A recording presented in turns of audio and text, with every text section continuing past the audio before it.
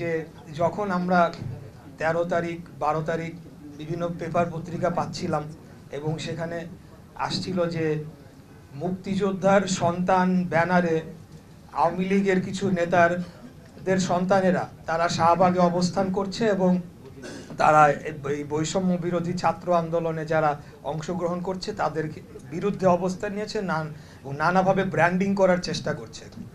তখন আসলে মনে হচ্ছিল যে কোনোভাবে যদি আজকে আমি জেলখানার বাইরে থাকতাম, আমি গিয়ে ওদের ঘাড় ধরে বলতাম যে তাদেরকে কি মুক্তিযুদ্ধের একক লাইসেন্স দেওয়া হয়েছে, তারাই কি মুক্তিযোদ্ধার সন্তান, তারা কেন এই ধরনের কথাবার্তা বলে আমরা যারা মুক্তিযোদ্ধার সন্তান রয়েছি, আমার বাবা একজন মুক্তিযোদ্ধা ছিলেন, মানে আমাদেরকে লজ্জিত করছেন, এরপরে আমরা মুক্তিযোদ্ধার সন্তান বলে নিজেকে পরিচয় দিতে লজ্জা বোধ করবো, এরকম পরিস্থিতি তৈরি করছে এবং আলটিমেটলি তাই কিন্তু গিয়ে হয়েছে। সেই ধরনের একটা পরিস্থিতি তৈরি হয়েছে যখন স্লোগান শুরু হয়ে গিয়েছে যে আমি কে তুমি কে রাজাকার রাজাকার।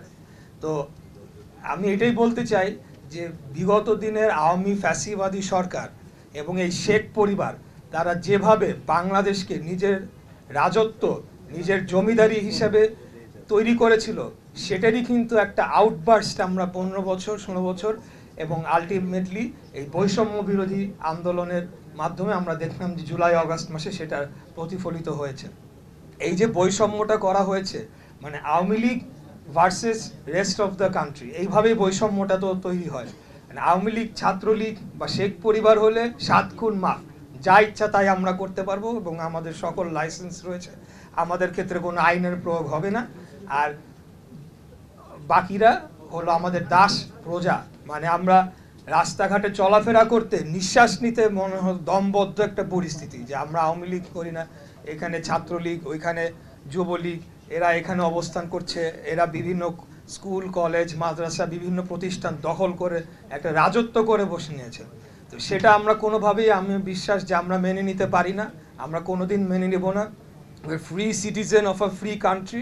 আমাদের ইচ্ছা হইলে আমরা রাজনৈতিক দলকে সমর্থন দেব, আমাদের যদি ইচ্ছা না হয় আমরা দিব না, কোনো রাজনৈতিক দলকে সমর্থন দিব না, এটা আমার নাগরিক অধিকার। কিন্তু আমার উপরে কেউ চাপিয়ে দিবে সেটা আমরা কোনোদিনও মেনে নিতে পারি না, মেনে নিব না। এই ফয়সালাটা 1971 সালেই করা হয়ে গিয়েছিল মহান মুক্তিযুদ্ধের মাধ্যমে, যখন স্বাধীন বাংলাদেশ প্রতিষ্ঠা পায়। এটাই ছিল ম্যান্ডেট যে এটা একটা স্বাধীন রাষ্ট্র হবে, আমরা আমাদের মুক্ত চিন্তা করতে পারবো, আমাদের বাক স্বাধীনতা থাকবে, কেউ আমাদেরকে কিছু চাপাই দিতে পারবে না।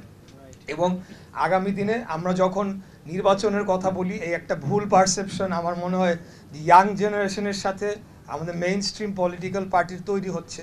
নির্বাচনের কথা যখন আমরা বলি তার মানে এই না যে আমরা তাড়াতাড়ি ক্ষমতায় যেতে চাচ্ছি। বিভিন্ন আপনাদের প্রয়োজন, আপনারা নাগরিক কমিটিকে ভোট দেন, আপনারা অন্য পলিটিক্যাল পার্টিকে ভোট দিয়ে ক্ষমতায় আনেন, কোনো অসুবিধা নাই, কিন্তু মানুষ যাতে তাদের ভোটটা সঠিকভাবে দিতে পারে এবং সঠিকভাবে গণনা হয়ে সেটি রেজাল্ট আমরা পাই, এবং সেটা শুধু আগামী নির্বাচন না, every election should be like that. তখনই কিন্তু কেউ আর তার সীমা অতিক্রম করার তারা সাহস দেখাবে না। যারাই রাষ্ট্র ক্ষমতায় আসবে তারা জানবে যে আগামী 5 বছর মধ্যে আমাদেরকে আবার জনগণের কাছে যেতে হবে।